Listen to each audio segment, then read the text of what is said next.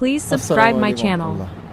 ওহ, আর ভালোই লাগে না পুরোনো খাবার খেতে। এখন এই কারণে নতুন একটি অত্যাধুনিক খাবার নিয়ে আসলাম, সেটা হলো পেশোয়ারি বিফ। হ্যাঁ, সত্যি আমার প্রিয় আশেপাশে যারা আছেন দেখতেছেন, অবশ্যই এটা হলো পেশোয়ারি বিফ রান্না করে ফেললাম। আহ, যা যা দেওয়া দরকার ছিল তাই দিয়েছি মশলা।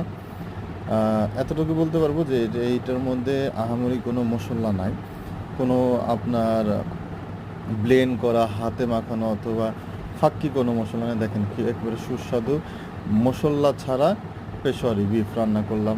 অবশ্যই ভালো হয়েছে, আলহামদুলিল্লাহ। সবাই দোয়া করবেন। আর দেখেন গোশটা কত সফট, একবারে সফট, একটা হালকা ইয়ে করলেই চাপ দিলেই ভেঙে যাচ্ছে। আর আলুটাও খুব মজা হয়েছিল, সব কিছু মজা হয়েছিল। আর আমরা অল্প রান্না করেছি প্রথমেই।